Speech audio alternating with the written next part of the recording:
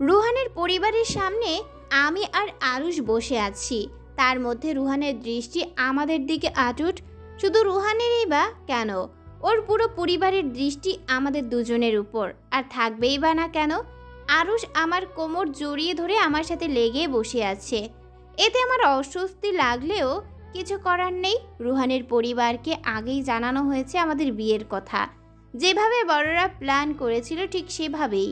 তাদের মতে আমি আর আরুষ পালিয়ে গিয়ে বিয়ে করেছি। তাতে তারা বেশ রেগে যায়। কিন্তু রুহান কিছুতেই মানতে চাইছে না যে আমার বিয়ে আরুষের সাথে হয়ে গিয়েছে। সে ওই দিকে পাগলামি শুরু করে দিলে তার পরিবার বাধ্য তাকে আমাদের বাসায় নিয়ে আসে। আর এইখানে এসে দেখে আমি আর আরুষ একই রুম থেকে বের হচ্ছি। আর যখন আমাদের সামনে যাওয়া হয় তখন আরুষ আমার কোমর জড়িয়ে ধরে। রুহান তো বিশ্বাসই করতে পারছে না আমি এমন করেছি, কেননা আমি যে ওর হাতের পুতুল। তার হাতের পুতুল যে এমন এক এলাহি কাণ্ড করেছে তা সে বিশ্বাসই করতে পারছে না।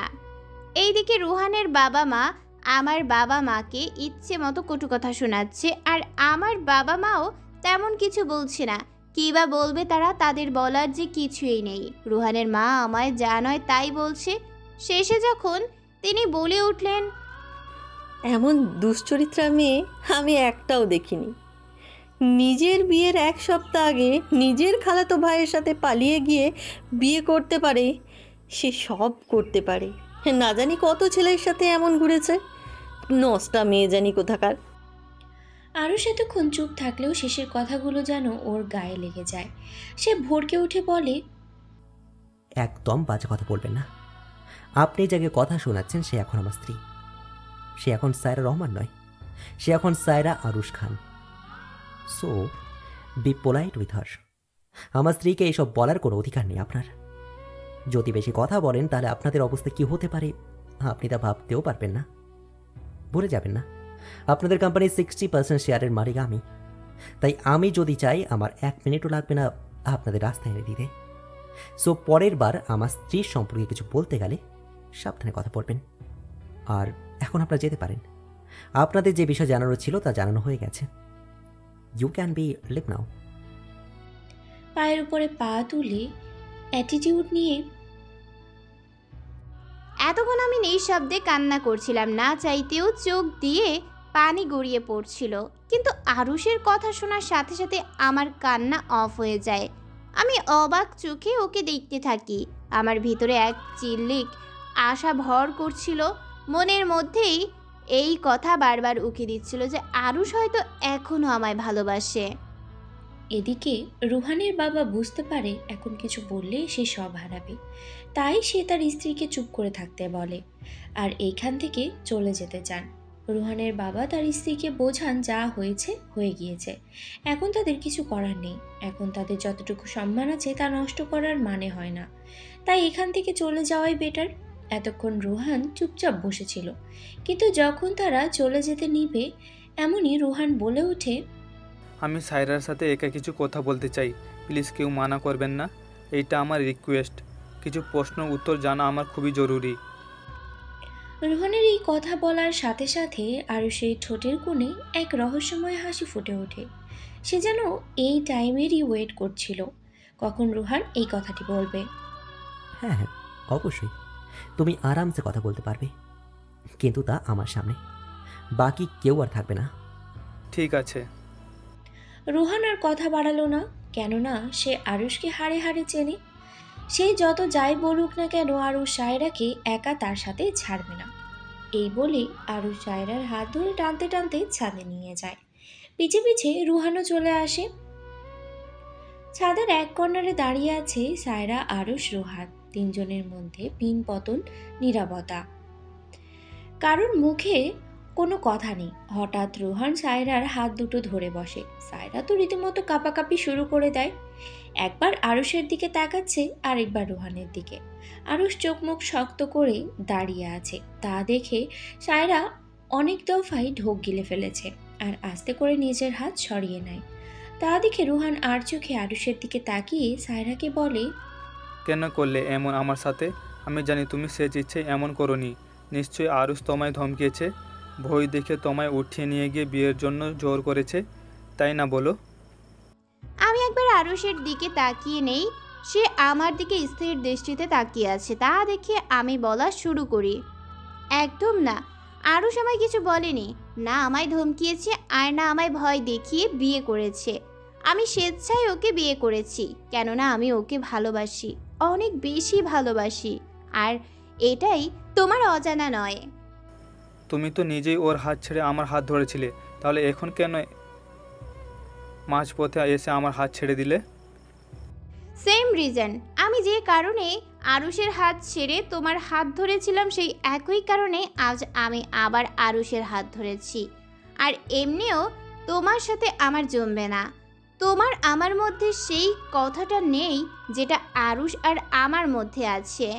আর এমনিও ও আমাকে তোমার থেকে বেশি হ্যাপি রাখবে, and I think Aarush is best choice for me, right না জান? আরুষ তখন আমার কোমর জড়িয়ে ধরে, তার সাথে একবারে মিশিয়ে বলে, ইয়া রাইট জান। এই বলে আমার গালে একটা কিস করলো। কি দেখলি তো সায়রা তোকে কিভাবে ধোকা দিল? দেখা হয়ে গেলে এখন যা, আমি আমার ওয়াইফের সঙ্গে কোয়ালিটি টাইম স্পেন্ড করব। সো ডোন্ট ডিস্টার্ব আস, ওকে? কাজ তুমি আমার সাথেও করলে? ছি, তোমার থেকে এটা আশা করিনি। তুমি আশা করলেও কি না করলেও কি, আই ডোন্ট কেয়ার। ঠিক আছে, ভালো থেকো। এই বলেই রুহান চলে যায়। আর আমি চুপ করে দাঁড়িয়ে থাকি, নিজের মনের মধ্যে এক অন্যরকম ভয় কাজ করছে। না জানি এখন রুহান কি করে, ওর জন্যই আজ এত কিছু হচ্ছে, আজ ওর জন্যই আমি আরুষের থেকে দূরে। আবার না জানি সেই একই কাজ করে। আমি যখনই এইসব ভাবছিলাম তখন পাশে তাকিয়ে দেখি আরুষ মুচকি হাসছে। বাহ, ভালোই তো অ্যাক্টিং করতে পারিস। এত সুন্দর অ্যাক্টিংয়ের জন্য তোকে তো অস্কার দেওয়া উচিত। আমি ঠিক যেভাবে বলেছি তুই ঠিক সেভাবেই করেছিস। I am proud of you. সেদিন রাতে আরুষের এই শর্ত ছিল যে রুহান যখন ওর সঙ্গে একা কথা বলতে যাবে তখন সে আরুষের সাথে হ্যাপি হওয়ার নাটক করবে আর বোঝাবে যা হয়েছে ওর স্বেচ্ছায়। আর তানভি ওকে আরুষের সাথে মিলিয়ে ধোকা দিয়েছে, কেননা আরুষ আগে থেকেই জানতো রুহান সায়রার সাথে একা কথা বলতে চাইবে। তোমার শর্ত তো আমি পূরণ করেছি, রুহানের সামনে দেখিয়েছি এইসব আমার ইচ্ছায় হয়েছে। আর আমি তোমার সাথে যা করেছি সেই একই কাজ ওর সাথেও করেছি, এইবার খুশি তো? আরুষ মুচকি হেসে আমার হাতটা পেছনের দিকে মুচড়ে ধরে বলে, না, আমি খুশি না। তোর দেওয়া আঘাত আর কষ্ট আমাকে খুশি থাকতে দেয় না রে, বড্ড জ্বালায়। তো সেই ধোকার দহনে পড়ছি আমি, যা আমাকে শেষ করে দিচ্ছে। এখন থেকে তুই ওই দহনে পড়বি। তৈরি হয়ে যা আরুষের দহনে নিজেকে পোড়াতে। এই বলে আরুষ আমায় ছেড়ে চলে যায়।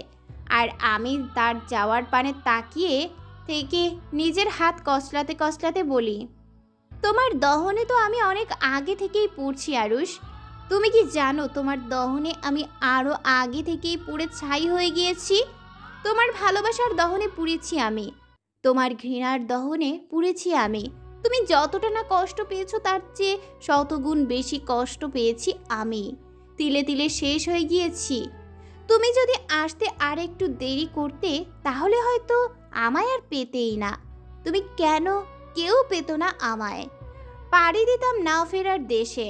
তোমার সাথে করা ভুলের শাস্তি নিজেকে শেষ করে দিতে চেয়েছিলাম, কেননা যেই জীবনে আমি তোমায় পাবো না সেখানে এই জীবন রেখে কী লাভ। আমি তোমার না হলে যে কারোরই হতে পারতাম না, কিন্তু না, আজ আমি তোমায় পেয়েছি। অনেক ভুল করেছি, আর না, তোমায় সব সত্য বলে নতুন জীবন শুরু করব, সকল ভুল বোঝাবুঝি দূর করব, তাও খুবই জলদি। দেখতে দেখতে প্রায় 1 সপ্তাহ কেটে যায়। আজ আমার আর আরুষের বিয়ে ভাবতেই মনের ভিতর এক ভালো লাগা কাজ করছে, কেননা আমার ভালোবাসার মানুষের সাথেই যে আমার বিয়ে হচ্ছে। কিন্তু আমি তাকে ভালোবাসলেও আদৌ কি সে আমায় ভালোবাসে? আদৌ কি আমি তার ভালোবাসার মানুষ আছি নাকি ঘৃণার মানুষ হয়ে গিয়েছি জানি না। এই 1 সপ্তাহ আমি আরুষের সাথে কথা বলার আপ্রাণ চেষ্টা করেছি, কিন্তু আরুষ আমার সাথে কথা বলতে নারাজ, খালি দূরে দূরে পালিয়ে বেড়ায়। কিন্তু আজ আমি সে আমার থেকে দূরে যেতে পারবে না, তাকে আজ পুরো সত্যিটা জানিয়েই রাখবো। আর আজকেই এক নতুন জীবনে শুরু করব। পিছনের সকল গ্লানি ভুলে ভালোবাসার মানুষটির হাত ধরে সামনে পা বাড়াবো। দুপুরবেলা বউ সেজে স্টেজে বসে আছি। আজ আমি লাল রঙের লেহেঙ্গা পরেছি, সাথে হেভি মেকআপ, সাথে ম্যাচিং অর্নামেন্টস, হাত ভর্তি লাল চুড়ি, সাইড খোপা একটা করা, তার মধ্যে কাঠগোলাপ। কাঠগোলাপ বরাবরই আরুষের পছন্দ।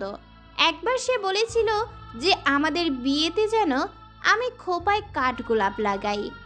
তাই তো আজ আমি তার ইচ্ছে আমি পূরণ করেছি। নিজেকে আজ পুরোপুরি আরুষের মনের মতো সাজিয়েছি। এর মধ্যে আমার ফ্রেন্ড জান্নাত এসে আমার পাশে বসে। আমি ওকে দেখে জড়িয়ে ধরি। জান্নাতও আমায় জড়িয়ে ধরে, তারপর আমায় ছেড়ে বলে, যা তাহলে, অবশেষে তুই তোর ভালোবাসার মানুষকে পাচ্ছিস তাহলে। হ্যাঁ। কিন্তু ভাইয়াকে কি তুই সব সত্যি বলেছিস যে তুই কেন এমন করেছিলি?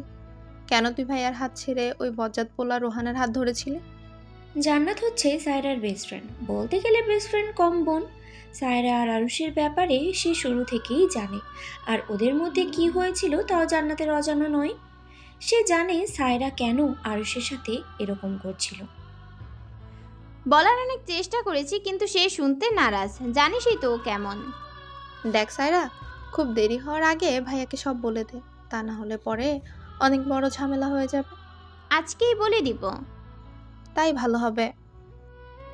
এর কিছুক্ষণ পরেই দেখি সবাই চেঁচিয়ে ওঠে, বর এসেছে, বর এসেছে। মা বরণডালা নিয়ে বরকে আপ্যায়ন করে। পরে তারা ভিতরে আসে। আরুষকে ধরে আমার পাশে বসানো হয়। আমি আর চোখে আরুষকে দেখছি, কেননা তাকে আজ বেশ হ্যান্ডসাম লাগছে। আরুষের পরনে লাল শেরওয়ানি, সাথে লাল চুড়িদার, মাথায় পাগড়ি, হাতে ব্র্যান্ডেড ওয়াচ, একদম সেই লাগছে। আরুষ যখন আমার দিকে তাকায় তখন আমাদের চোখাচোখি হয়ে যায়, আর আমি সাথে সাথে মাথা নিচু করে ফেলি। এইদিকে অনেকেই কানাঘুষা করছে, অনেকটা আমার কানে এসেছে, কিন্তু আমি রিয়াক্ট করিনি, চুপচাপ বসে আছি। কিছুক্ষণের মধ্যেই কাজী বিয়ে পড়ানো শুরু করে। এইবার আমি কোনো দ্বিধাগ্রস্ত ছাড়াই কবুল বলে ফেলি। আবার আমাদের সকলের সামনে বিয়ে হয়। সকলেই বিদায় দিয়ে চলে আসি। আসার সময় মা অনেক বেশি কান্না করেছে, বাবা নিঃশব্দে নিজের চোখের জল ফেলেছিল। অনেক কষ্ট হচ্ছে তাদের ছেড়ে আসতে। গাড়িতে বসে আছি, গাড়ি চলছে আপন গতিতে। আরুষের নতুন বাসায় যাচ্ছি, যা ঢাকার বনানীতে। আগে আমাদের বাড়ি এর পাশেই থাকতো, কিন্তু আমার জন্যই আরুষ সেই বাড়ি ছেড়ে বনানীতে চলে যায়। আরুষের বাসায় আসতে আসতে প্রায় অনেক রাত হয়ে যায়। দরজার সামনে আসতেই রিপা বেগম মানে আমার খালামণি মানে আমার শাশুড়ি আমায় বরণ করে নেয়। তারপর আরুষকে বলে আমায় কোলে করে নিয়ে ঘরে ঢুকতে। এইটা নাকি এই বাড়ির নিয়ম। সে যাই হোক, আরুষ কোনো কথা না বলে আমায় কোলে উঠিয়ে নেয় আর লিভিং রুমে গিয়ে সোফায় বসিয়ে চলে যায়। আরুষের কিছু কাজিন আমায় ঘিরে বসে, তারা বিভিন্ন কথা জিজ্ঞেস করছে আর আমি হুঁ হাঁ জবাব দিচ্ছি। প্রায় বেশ কিছুক্ষণ পর আমায় আরুষের রুমে বসিয়ে দিয়ে চলে যায়। চারিদিক কাঠগোলাপ দিয়ে সাজানো, তার মধ্যে কিছু বেলি ফুলও আছে। ফুলের ঘ্রাণে চারিদিকে একদম ম ম করছে। আমার বেশ ভালোই লাগছে। এখন শুধু অপেক্ষা আরুষের আসার।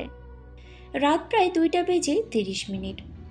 সায়রা মাথা নিচু করে বসে আছে আর মাঝে মাঝে ভীতু চোখে আরুষের দিকে দেখছে। আরুষের চোখে অসম্ভব লাল। কিছুক্ষণ আগেই আরুষ রুমে এসেছে। সায়রার সামনে সালাম করতে গেলে আরুষ সরে আসে আর উচ্চ গলায় বলে, আমার সামনে এসব ন্যাকামি একদম করবি না। চুপচাপ গিয়ে বেডে বসে পড়। ভুলেও যাতে কোনো আওয়াজ না হয়। যদি কোনো আওয়াজ হয় তাহলে আমি কি করব নিজেও জানি না। কিন্তু আমি ভূত দেখার মতো দাঁড়িয়ে আছি, তা দেখে আরুষ বলে উঠল, কি বলছি কানে যায় না? যা, চোখের সামনে থেকে সর। আমি আর কিছু না বলে বেডের সাইডে মাথা নিচু করে বসে থাকি। আরুষ বেডের সামনে সোফায় বসে একের পর এক ড্রিঙ্কস করেই যাচ্ছে আর নিজের নেশা ভরা চোখে সায়রাকে দেখেই যাচ্ছে। তার সামনে সায়রাকে বউ সাজা দেখে নেশা চড়ে যাচ্ছে তার কাছে। এই মুহূর্তে মদের নেশার থেকে সায়রার নেশা বেশি জেঁকে ধরেছে তাকে। চোখ দুটো অসম্ভব লাল। সে নিজেকে বারবার কন্ট্রোল করার চেষ্টা করছে, কিন্তু বারবারই নিজের উপরে কন্ট্রোল হারিয়ে ফেলছে সে। অবশেষে নিজেকে আটকাতে না পেরে সায়রার কাছে চলেই যায়। বেডের সামনে ফ্লোরে হাঁটু ভেঙে সায়রার মুখটা দোহাতে আলতো করে ধরে তার দিকে তাকিয়ে থাকে। আরুষের চোখে যেন আজ হাজারো নেশা ভিড় করেছে। আরুষ আস্তে আস্তে নিজের মুখটা সায়রার দিকে এগোতে লাগে। সায়রার ঠোঁটের কাছে এসে পড়ে। আরুষের এমন নেশা ভরা চাহনিতে সায়রা পাগল হয়ে যাচ্ছে। আরুষের এই নেশা ভরা চাহনিতে ডুবে যেতে ইচ্ছে করছে, কিন্তু না, এখন তা করা যাবে না। তাকে আগে আরুষকে সব সত্য জানাতে হবে। তাই সায়রা বলে ওঠে, আরুষ, তোমায় আমার কিছু কথা বলার আছে। শ্, কোনো কথা না। In this moment I want to know disturbance. না আরুষ, তোমায় শুনতে হবে। আমি যা করেছি তা কেন করেছি তা তোমায় শুনতে হবে। রুহানের আর আমার মধ্যে কী ছিল তা তোমাকে শুনতে হবে। তা না হলে আমরা যে সামনে এগোতে পারবো না। আমাদের ভালোবাসার মধ্যে যে খাত রয়েই যাবে। খুশিভাবে জীবনযাপন করতে পারবো না। এইসব কথা শুনেই আরুষের মুহূর্তেই ধ্যান ফিরে আসে। তার সাথে সায়রার করা প্রত্যেকটা কাজ, তার দেওয়া ধোঁকা তার মনে পড়ে যায়। সাথে সাথে আরুষের চোখ মুখ শক্ত হয়ে যায়। সে সায়রার গালে রাখা দুই হাত আরো শক্ত করে ধরে। তারপরে রাগে বলতে লাগে, তুই কি ভেবেছিস তোকে আমি ভালোবাসতে বিয়ে করেছি? মোটেও না। আমাকে দাও আঘাত, কষ্ট আর ধোকার প্রতিশোধ নিতে তোকে আমি বিয়ে করেছি। তুই আমার সঙ্গে যা করেছিস না, তার শাস্তি দেওয়ার জন্যই তোকে বিয়ে করেছি। তুই আমাকে তিলে তিলে শেষ করে দিয়েছিস। আমি তোকে কি করে ক্ষমা করি বলতো? কেন রে, আমার মন নিয়ে কেন খেললি তুই? কেন আমাকে এমন ভেঙে দিলি? আমার ভালোবাসার তো কোনো কমতি ছিল না। তাহলে কেন এমন করলি তুই? রুহানকে পাওয়ার জন্য? রুহানের মধ্যে কি এমন আছে, হ্যাঁ, যা আমার নেই? শুধু টাকার অভাব ছিল, আর তো কিছু না। কিন্তু তাই বলে আমার সাথে এমন লাভ গেম খেললে, এতটা অপমান, এতটা নিচু করলে, পায়ে ঠেলে দিলে আমার ভালোবাসা। তুই যা করেছিস সব কিছুর ফল তোকে পেতে হবে। তোকে তো শাস্তি পেতেই হবে। বলেই আরও সায়রাকে ধাক্কা দিয়ে সরিয়ে বারান্দায় চলে যায়। সায়রা কিছু বলার সুযোগ পর্যন্ত দেয় না।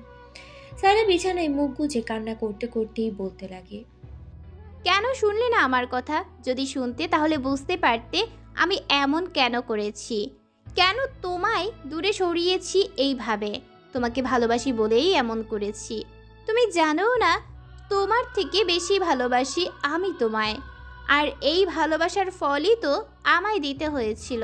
তোমার ভালোবাসার জন্যই যে আমি এইসব করেছি। সায়রা আবারও কাঁদতে থাকে। এদিকে আরুষ আকাশের পানে তাকিয়ে আছে। ওর বুকের ভিতরটা দুমড়ে মুচড়ে যাচ্ছে। চিনচিন ব্যথা অনুভব করছে। সে সায়রার সাথে অমন ব্যবহার করতে চায়নি। তার যে বড্ড কষ্ট হয় সায়রাকে এইভাবে কষ্ট পেতে দেখলে। যত যাই হোক, সায়রা তো তার ভালোবাসার মানুষ, তাই না? কিন্তু যখনই সায়রার দেওয়া ধোকার কথা মনে পড়ে যায়, তখনই ওর রাগ উঠে যায় আর যা নয় তা বলে দেয়। আরুষ আকাশের পানে তাকিয়ে বলে, এমন না করলেও পারতি তুই। আমার ভালোবাসা নিয়ে খেলে একদম ঠিক করিসনি তুই। আমার সঙ্গে এমন বিশ্বাসঘাতকতা করাটা তোর একদম ঠিক হয়নি। আমার লাইফটা তুই একদম শেষ করে দিয়েছিস, ছাড়খাড় করে দিয়েছিস। রুহানের জন্য তুই আমাকে কষ্ট দিতে পারলি। কীভাবে পারলি তুই আমায় এভাবে কষ্ট দিতে? কীভাবে? আমি তো পারিনি তোকে কষ্ট দিতে। তোকে কষ্টে দেখলে আমার যে বড্ড কষ্ট হয় রে। সইতে পারি না তোর চোখের জল। কেন করলি তুই এমনটা আমার সাথে? কেন? এই সব কিছু ভাবতে ভাবতেই ভোরের আজানের আওয়াজ তার কানে আসে। তখন ওর সে ধ্যান ভাঙে। আরুষ রুমের দিকে আগায়। সেখানে যেয়ে দেখে সায়রা কান্না করতে করতে অগোছালো হয়ে ঘুমিয়ে আছে। চোখ এখনও ভেজা ভেজা রয়েছে। পাপড়িগুলোর মধ্যে মুক্তোর মতো দু এক ফোঁটা পানি চিকচিক করছে। সায়রাকে এমনভাবে দেখে তার বেশ কষ্ট হচ্ছে বুকের ভিতরে, চিনচিন করে ব্যথা করছে। কিন্তু সায়রার বিশ্বাসঘাতকতার পর থেকে তাকে মেনেও নিতে পারছে না। সায়রাকে বেডে ঠিকভাবে শুইয়ে তার মুখের কাছে পড়া চুলগুলো সরিয়ে দিয়ে ফিসফিস করে বলতে লাগে, আজ যদি তুই ওসব না করতি তাহলে হয়তো আমাদের গল্পটা অন্যরকম হতো। আজকের দিনটা অন্যরকম হতো, যেখানে শুধুই থাকতো ভালোবাসা।